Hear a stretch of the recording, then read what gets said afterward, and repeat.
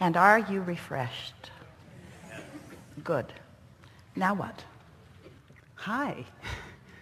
First, I want to say thank you. I've learned so much in the last couple of years. Learning from you has put a lot of things together for me, and a lot of things make sense now. One of the issues I realize I still have is, why can't I be myself in front of other people? Well, that's one of the benefits of discovering and really getting good at this unconditional love thing. Because before that, you and almost everybody else is counting on keeping yourself feeling good by getting appreciation or approval from others. In other words, the biggest condition that people are trying to control that is uncontrollable is the perception that other people have of them. Yes. It's such a flawed premise that you could possibly behave in a way that could cause someone to approve of you when there are so many things that are causing them to stand in the vibrational place that they are standing in. In other words, you're not the reason that people feel the way they do, and yet the way they feel is what's reflected back to you.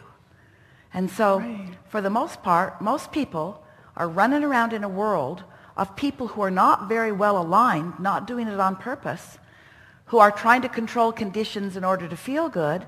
So you came into a world where a lot of people said to you, you need to be this way so that I can feel better, and you need to be this way so that I can feel better. And the problem is, they all need you to be just a little different way. And after a while, you get a little insecure. Yes. Because while you're pleasing that one, you're not pleasing that one, and while you're pleasing that one, you're not pleasing that one, and while you're pleasing that one, and you're not pleasing that one. And then pretty soon you just start accepting or saying about yourself that you're just not good at this because you can't control the way people perceive you, and it's because you're looking for love in all the wrong places, you see. Yes. When you realize that Source is right there with you, and you tune yourself to the frequency that allows you to fill up with that, now you're steady and you're sure. So what was your original question? The issue is, why can't I be myself in front of other people? Because you have allowed yourself to believe that you need to be the way they need you to be so that they can feel better. And that's more important to you than you feeling the way you need to feel in order for you to fill up with the alignment that is really you. It's clear, isn't it? Mm-hmm. And you see, it's not just others doing it to you, it's you doing it to others also. Yes.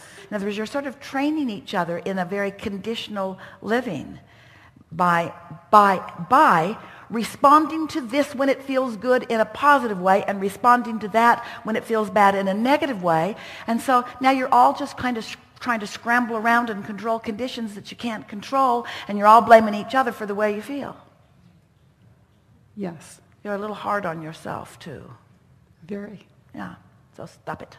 Okay. Well, that makes sense, doesn't it?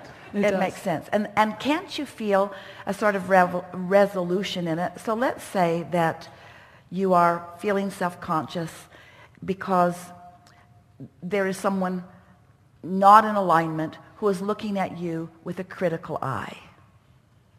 And you believe that you need to do something to soothe their critical eye. They need to do something to soothe their critical eye.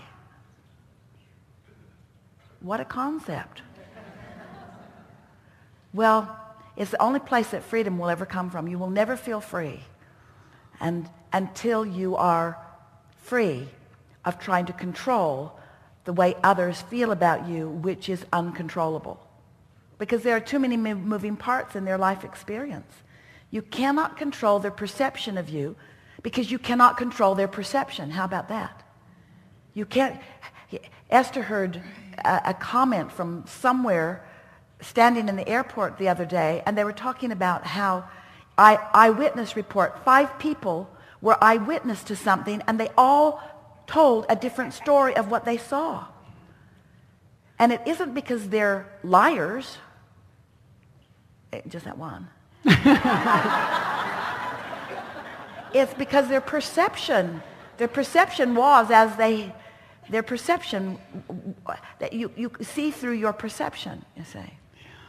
So once you play with this a little while and you little by little discover alignment by the focus of your own mind, not only will it become less important to you to find love through the appreciation of others, but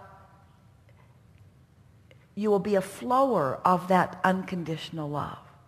Think about it, both in the way it comes to you and in the way it flows from you. Imagine practicing yourself into alignment. Let's say you got up. Well, let's start in a different place. Let's say you realized that while you slumber, your momentum stops. So you put yourself in your bed and you look forward to that sort of reset button. You look forward to waking up in that fresh place. And then you wake up in the morning and you feel pretty good, and you get something to eat, and then you sit and you quiet your mind and you put yourself in a nice place of alignment. And now you sit and you write some emotional words just to tune to them. Words like fun, words like free, words like clarity. Clarity is Esther's favorite word, because to feel clear is to feel in alignment. To feel clear is she realizes she's an extension of source when she's feeling clarity about something. So she will sit and just write words like that: clarity, freedom, fun. And many times she will repeat the same word over and over again. She'll just fill the page with those good feeling words until she's got that vibration going on around her. So then imagine being in that place where you're in a good place. You are experiencing unconditional love. There has not been one condition that you needed to be a certain way in order to feel this way. You just woke up and you didn't get in your own way. You woke up and you didn't introduce any conditions that would hinder it. Maybe that's why you want to go away for 11 days. You wake up, and you feel in alignment. And now you go out into your day, out into the world, and you are looking at everything in this world in an unconditional attitude, because you have shown yourself not one person, not one place, not one thing needs to adjust itself for your benefit. You are a perpetuator of unconditional love. You look out into the world and you look at the people, and you don't need anybody to be different in order for you to feel good. Oh, what freedom that is. Do you realize how beautiful the world will be? No one needs to be different in order for you to maintain this alignment. Yeah. And then that one walks in, does what that one always does, and you wish they'd go away.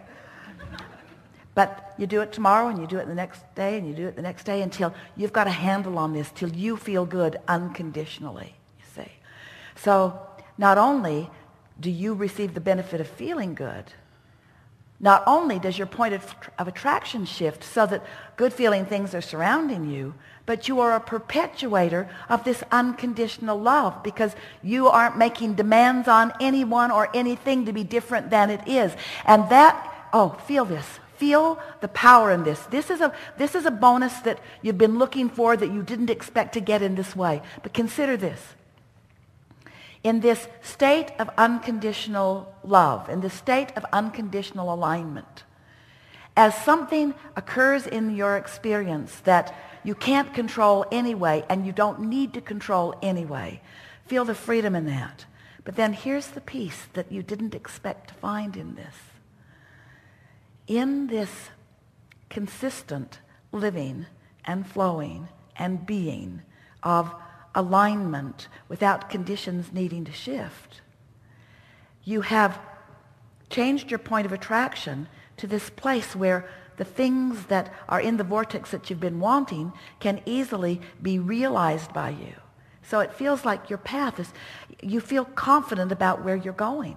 That confidence that you think you're going to gain by getting somebody else to approve of you is exponentially exaggerated by the entire universe that is cooperating.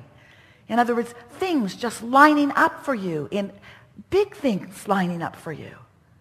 And it's interesting because the reason that you want approval from others is because approval feels better than disapproval. But most of you are wanting to shore up your sense of self through the approval of others. But it's only a scanty little improvement that you can ever get from someone else. It doesn't mean that we don't want you to joyfully accept compliments from others. That's not what we mean. We just don't want you to need them. We want them to come naturally as in response to your vibration. So it doesn't feel like such an issue anymore, does it? No. So then how do you get there? In other words, now you understand it conceptually. So how do you get to that place where you feel no need for the approval of others? Because you've found yourself again and again in alignment with Source, who doesn't just approve of you, adores you, who knows you, who is you. Pure, positive energy flowing to you and through you. So then someone will say something to you like Tracy, Esther's daughter, said that one night she tucked Luke in. He was really little. And she said to Luke, "I love you." And he said, "I know."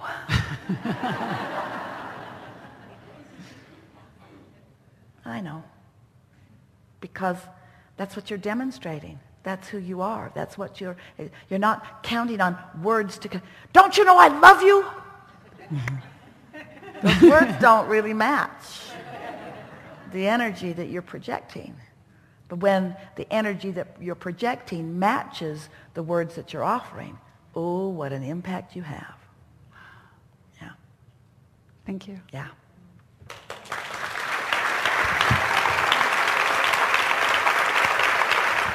Second one. Wait.